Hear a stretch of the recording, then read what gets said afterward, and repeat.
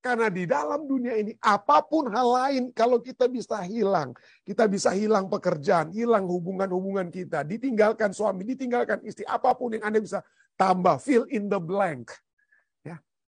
Anda hanya bisa bertahan hidup kalau Anda dan saya memiliki pengharapan. Ada terang, kita akan keluar dari terowongan yang gelap ini. Ya.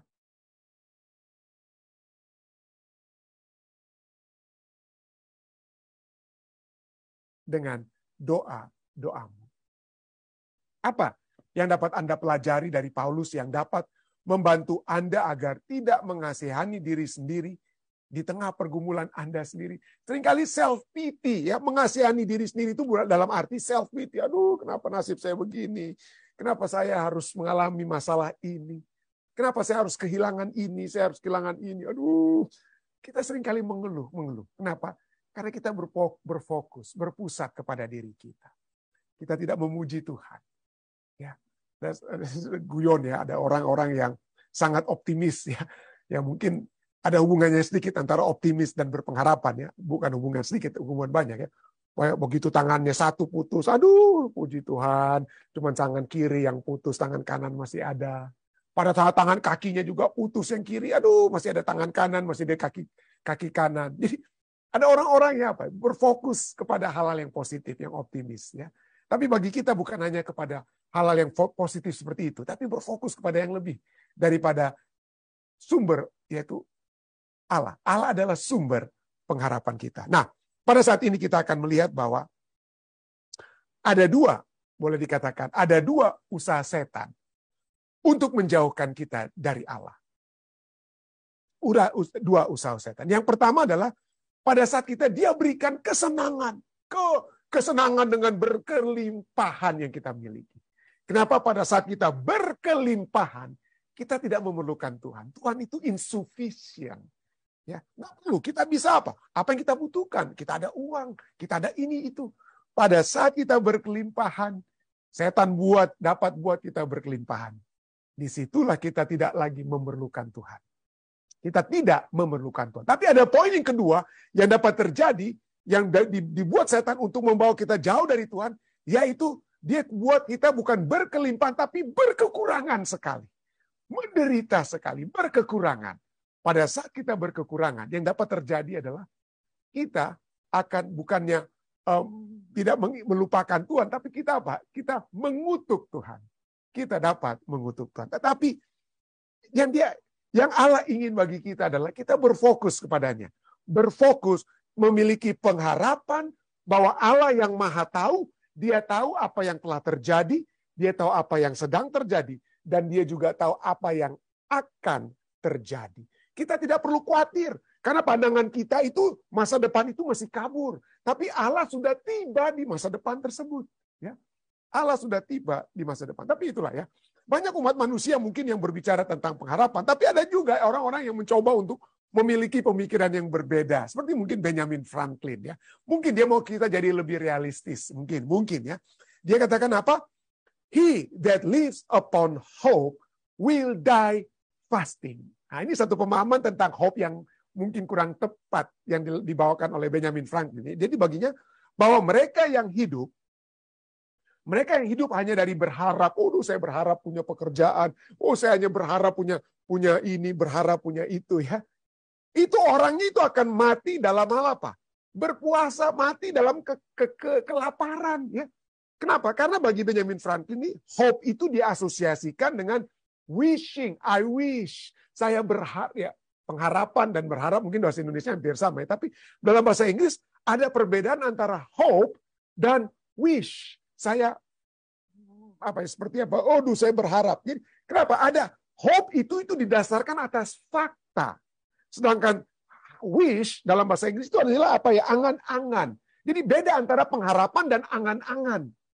Walaupun tentunya pengharapan kita itu juga dapat diasosiasikan dengan tujuan yang dapat kita ambil, tetapi hope itu nanti kita akan pelajari ya, itu berhubungan dengan realitas yang dapat kita ambil, tujuan yang dapat kita capai, dengan usaha-usaha yang dapat kita lakukan dibandingkan dengan angan-angan, ya, angan-angan. Tapi itulah banyak orang mencampur adukan antara pengharapan dan angan-angan hati, ya. Saya pernah juga berkhotbah bagaimana ada seorang reporter Amerika yang ditawan oleh para perompak, ya, perompak-perompak yang ada di Somalia, ya. Perompak itu bukan perampok, perompak itu yang apa, seperti yang di lautan, ya, yang seperti bajak laut, ya, gitu ya. Dan dia ditawan dan dia katakan apa yang membuat dia bisa survive. Orang sering kali berpikir, supaya saya survive hidup, saya harus memiliki pengharapan. Mudah-mudahan besok ada yang menyelamatkan saya. Tetapi orang reporter Amerika ini katakan apa? Oh tidak. Saya justru selamat oleh sebab saya tidak memiliki pengharapan. Saya tidak perlu berharap, wah besok saya jalani saja hidup saya dari hari ke hari. Itu yang dia katakan. Saya pernah khotbahkan, saya cari dia punya sumber gambarnya, tapi saya tidak sempat dapat. Tapi saya pernah ilustrasikan ini, ya. Jadi bagi dia nggak perlu berharap. Tetapi sesungguhnya saya bisa menunjukkan kutipan demi kutipan yang menyatakan kalau kita tidak memiliki pengharapan, kita semua itu mati, saudara. Kita akan mati. Kita akan depresi dan mati. Seorang senator muda Amerika Serikat yang tidak terlalu terkenal, ya. Tidak terlalu terkenal, dia masih muda. Senator di negara bagian Illinois, ya. Tapi kemudian dapat menjadi presiden pertama Amerika Serikat yang berkulit hitam. Kenapa? Karena dia membawakan pekabarannya itu dengan apa? Dengan dengan tema pengharapan. The audacity of hope, ya. Kenekatan, keberanian daripada pengharapan. Dia membawa, kenapa? Karena orang-orang manusia di Amerika itu memerlukan pengharapan. Ada begitu banyak masalah-masalah sebelum Presiden Barack Obama, yaitu masalah ekonomi, ya, resesi dan lain sebagainya Amerika pada saat itu. Dan orang-orang Amerika membutuhkan pengharapan untuk keluar. Dan muncullah seorang senator muda yang menulis buku The Audacity of Hope, membawakan apa? Pengharapan. Ya. Dan ini bukan hanya dari segi politik, ya. Saya pribadi, secara pribadi, ya, kenapa saya sering berkhotbah tentang pengharapan? Dan ini bukan karena pelajaran sekolah sahabat kita saat ini berharap memiliki pengharapan, ya. Kalau Anda melihat kumpulan khotbah yang ada di Jemaat Fisdak, maka saya pernah membawakan satu seri pembahasan tentang apa? Let us talk about hope. Mari kita membahas tentang hope. Ada 8 seri khotbah yang saya bawakan tentang hope. Kenapa? Karena saya pribadi mungkin membutuhkan pengharapan tersebut, ya. Kita semua membutuhkan pengharapan.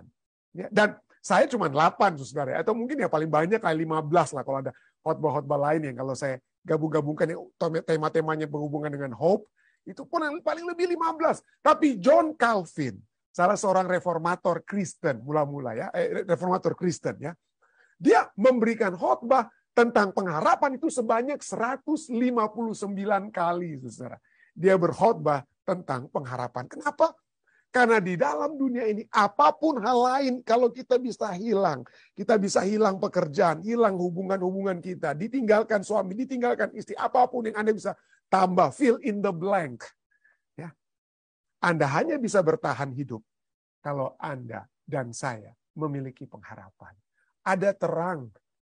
Kita akan keluar dari terowongan yang gelap ini. Ya. Di balik kegelapan ada apa? Terang. Ya. Ada terang di balik kegelapan. Saya senang sekali dengan satu lukisan yang dilukis oleh pelukis Inggris di tahun 1886.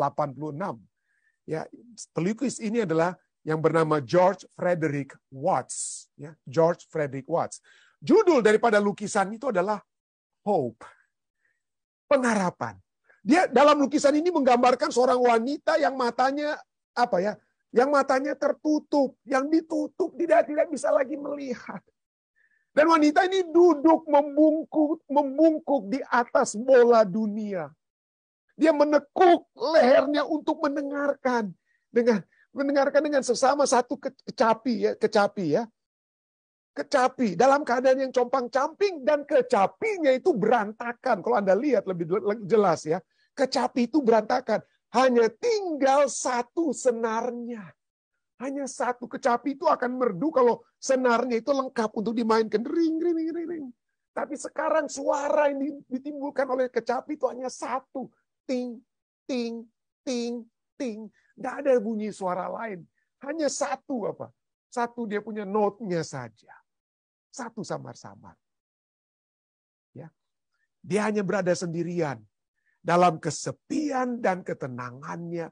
Matanya tertutup, dia terisolasi. Tidak ada orang lain.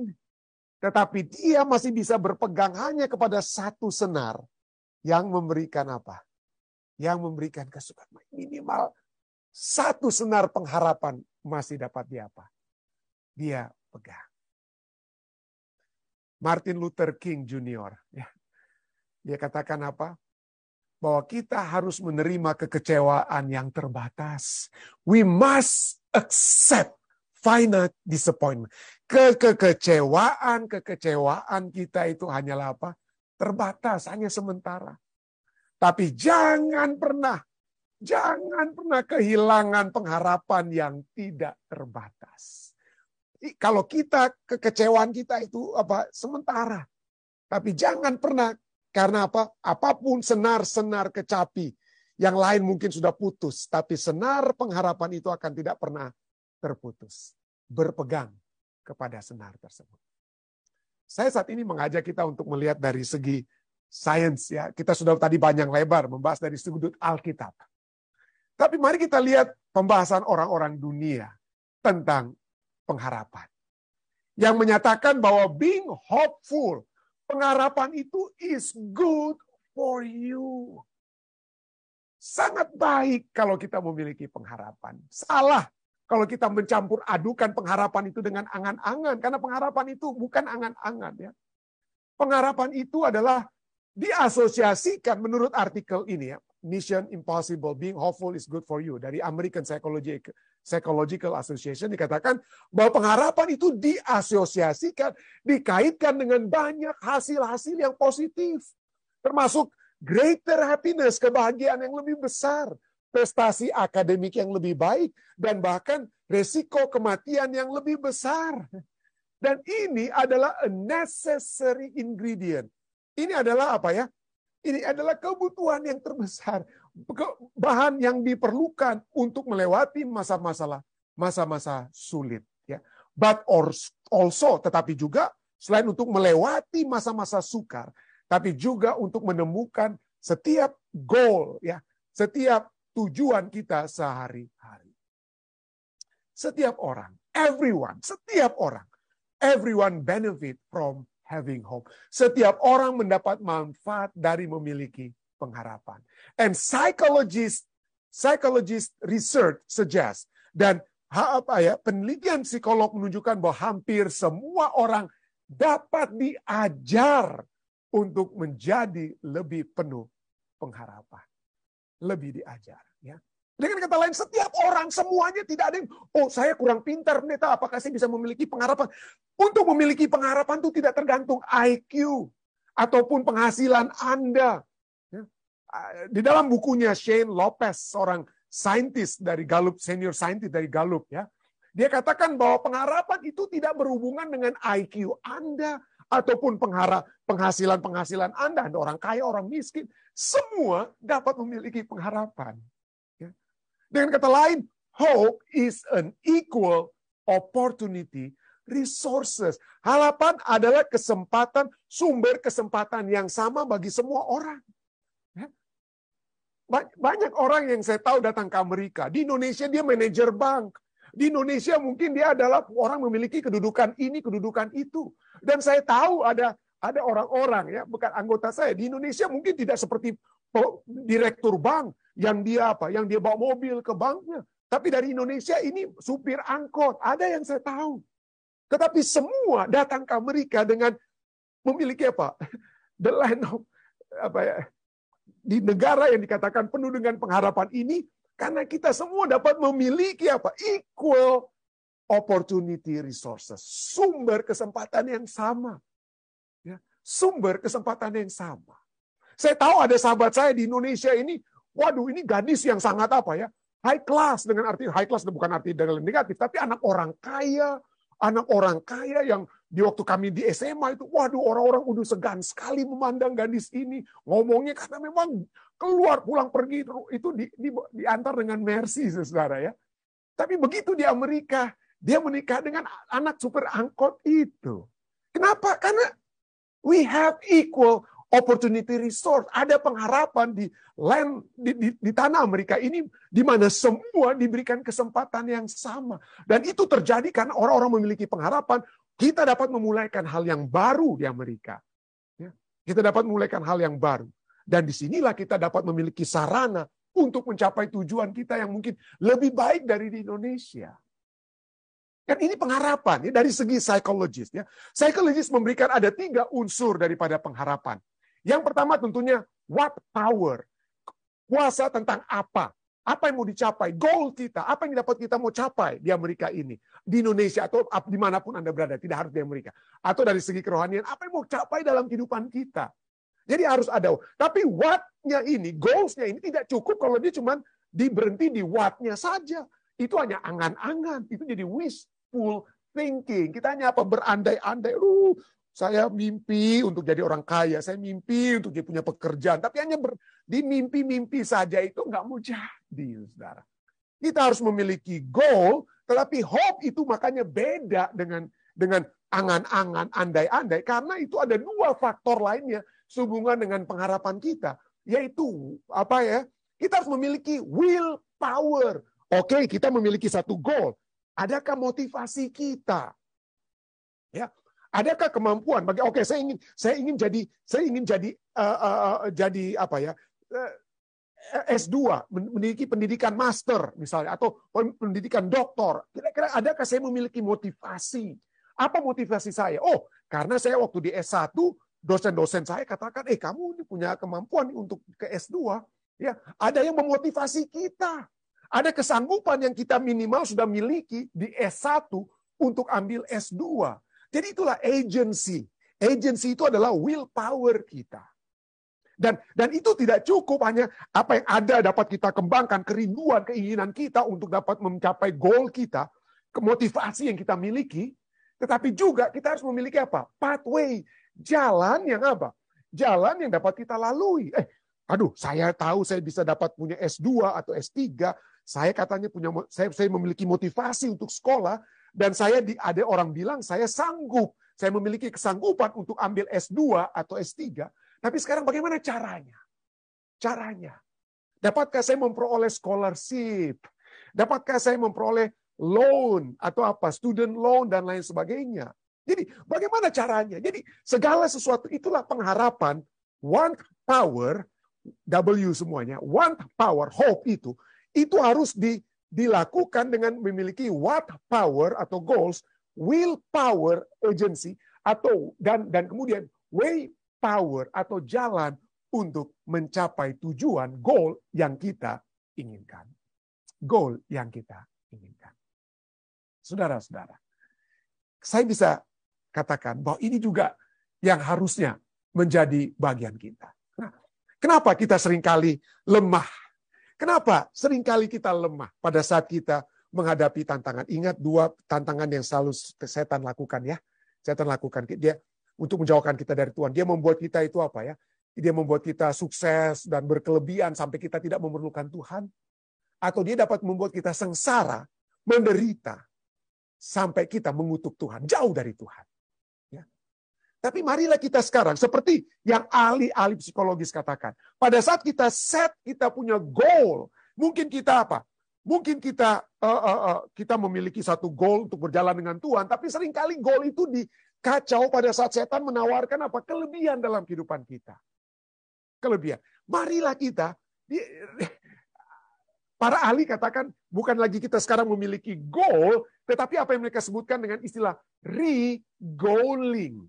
Jadi kita memiliki goal yang kita coba untuk sesuaikan kembali. Goal yang kita buat kembali. Re-goaling. Saat ini, dalam kehidupan kita masing-masing, apa tujuan-tujuan kehidupan kita? Apa kira-kira? Adakah pada saat ini, tujuan-tujuan kita hanya supaya goal-goal, tujuan-tujuan yang hanya ujung-ujungnya kita tidak akan bawa pada saat kita mati. Hanya berhenti di bumi ini. Adakah kita memiliki goal seperti yang dimiliki oleh Rasul Paulus, Ayub, dan semua ya? Ya, artinya mereka memiliki goal bukan apa yang mereka alami sekarang, apa yang mereka dapat. Rasul Paulus tidak berpikir, wah saya akan jadi ketua General Conference, saya akan dapat rumah yang baik, fasilitas-fasilitas organisasi yang hebat. Tidak. Yang dia pikirkan, goalnya dia, ya, regoalingnya dia pada saat dia menerima Tuhan adalah bagaimana saya dapat masuk ke dalam kerajaan surga. Itu goalnya. Dan kemudian dia memiliki apa? The willpower. Dan jangan lupa, saya sudah sering nyatakan bahwa motivasi kita untuk tetap masuk dalam kerajaan surga. Aduh, begitu banyak ayat-ayat yang berkata bahwa the will, kemauan bahkan untuk menurut Tuhan, dan kesanggupan untuk menurut, itu Tuhan berikan. Minta kepada Tuhan, Tuhan, tolong berikan kepada saya motivasi untuk masuk ke dalam kerajaan surga. Berikan saya kekuatan dan ketahanan untuk masuk ke dalam kerajaan surga. Kita sudah sering pelajari di waktu lalu ya. Bagaimana kemauan untuk bertahan, kemauan untuk termotivasi masuk dalam kerajaan surga, surga dapat berikan kepada kita. Dan jalannya, pathway-nya apa? Pathway-nya untuk supaya kita dapat mencapai tujuan kita, Yesus yang sudah mati. Dan bukan hanya Yesus yang sudah mati, tetapi seperti pelajaran kita malam ini, adanya efek domino. Adanya orang-orang yang mendoakan kita. Ya, adanya orang-orang yang mendoakan saudara dan saya. Doa-doa syafaat yang dinaikkan, yang membuat kita tetap berada di dalam jalan kebenaran. Goal kita untuk mencapai kerajaan surga, motivasi Tuhan berikan, dialah sumber pengharapan, sumber kekuatan, memotivasi kita. Dan jalannya untuk sana adalah bukan saja apa yang Tuhan sudah buat kepada kita di masa lalu, oleh kematiannya di kayu salib. Tetapi apa yang Tuhan dapat buatkan saat ini, melalui orang-orang yang saling menguatkan satu dengan yang lain. Itulah sebabnya. Ya, Rasul Paulus katakan apa? Ya, terpujilah Allah Bapa Tuhan kita Yesus Kristus, Bapa yang penuh belas kasihan dan Allah sumber segala penghiburan yang menghibur kami dalam segala penderitaan kami sehingga kami sanggup menghibur mereka yang berada dalam bermacam-macam penderitaan dan penghiburan yang kami terima sendiri dari Allah. Jika kami menderita, hal itu menjadi penghiburan dan keselamatan kamu. Jika kami dihibur, maka hal itu adalah untuk penghiburan kamu. Sehingga kamu beroleh kekuatan untuk dengan sabar menderita kesengsaraan yang sama seperti yang kami derita juga. Dan saya tidak usah tunjukkan lagi kutipan dari artikel tadi ya, yang Mission Impossible tadi yang katakan bahwa ini apa, iron sharpen iron. Jadi bagaimana, coba Anda lihat orang yang mencoba untuk mengasah pisau itu bisanya apa? Itu dari apa? Dari besi yang mengasah sesama besi supaya lebih tajam. Demikian juga pengharapan kita pada saat kita saling menggesek, bukan menggesek untuk menjatuhkan ya, saling menguatkan satu dengan yang lain. Pada saat kita saling menguatkan, saling mendoakan. Ya, jadi itulah sebabnya saya suka kalau saya bukan hanya mendoakan Anda, tolong doakan saya. Tolong juga doakan saya. Saling kita mendoakan, saling menguatkan satu dengan yang lain. Kenapa? Karena artikel tadi katakan bahwa pada saat kita menolong orang lain, memberikan pengharapan kepada orang lain, kita memperoleh pengharapan. Kita memperoleh pengharapan. Itulah sebabnya. Itulah sebabnya. Mari kita bertahan melalui pengharapan. Bertahan melalui. Kenapa? Kenapa kita harus bertahan? Mari kita jadi seperti Ayub, saudara. Tuhan sudah memberikan kepada kita dari tadi malam, ya, pelajaran kita tadi malam waktu Amerika, bagaimana kisah Ayub itu diberikan kepada kita, supaya kita dapat bertahan seperti Ayub. Dan itu bukan saya yang bilang. Itulah yang Yakobus katakan. Yakobus katakan dalam Yakobus 5 ayat 10-11, saudara-saudara, turutilah teladan penderitaan, dan kesabaran para nabi yang telah berbicara demi nama Tuhan. Sesungguhnya kami menyebut mereka berbahagia. Ya, kami menyebut mereka berbahagia, yaitu mereka yang telah bertekun. Kamu telah mendengar tentang ketekunan Ayub. Dan kamu telah tahu apa yang pada akhirnya disediakan Tuhan baginya. Karena Tuhan Maha Penyayang dan penuh belas kasihan. Jadi mari kita memikirkan the goal. Pengharapan itu bukan pengharapan kalau kita tidak memiliki what goal, ya, what hope daripada kita. Ya. Goal. Seperti Ayub, kita memiliki goal Tuhan. Saya belum melihat hasil yang akhirnya seperti Ayub. Tetapi terima kasih Engkau sudah memberikan kepada saya buku Ayub. Buku Ayub telah melihat bagaimana akhirnya apa yang Tuhan buat kepada Ayub. Saya percaya Tuhan, hal yang sama dapat terjadi kepada saya. Kenapa? Karena kasih setia Tuhan itu melebihi segalanya. Marilah kita berkata seperti Mazmur 63, 4 dan 5. Sebab kasih setiamu Tuhan, kasih setiamu itu lebih baik daripada hidup. Coba Anda lihat kenapa saya tekankan lebih baik daripada hidup. Kenapa kita mau jauh dari penderitaan? Karena kita pikir setengah mati saya pendeta, saya mau hidup. Saya setengah mati, berada dalam jurang kematian. Tapi kasih setia Tuhan itu lebih baik bahkan daripada hidup. Kalau kita harus mati di dalam Tuhan, mati di dalam Tuhan sekalipun, go for it. Bukan berarti saya mengajak Anda bunuh diri ya, tidak. Tapi kalau kita memang harus mati saat ini, oleh sebab nyakit, oleh sebab apapun yang terjadi, tapi kita mati dengan penuh pengharapan, mati di dalam Tuhan. Firman Tuhan katakan itu lebih baik daripada hidup. Bibirku akan memegahkan engkau. Demikianlah aku mau memuji engkau seumur hidupku. Dan menaikkan tanganku demi namamu.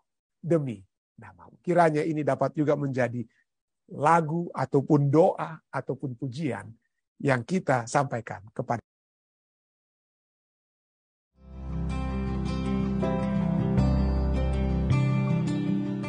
bergabung bersama-sama dengan kami di Jemaat Fisdak untuk acara ibadah malam pada saat ini waktu New Jersey, pagi waktu Indonesia.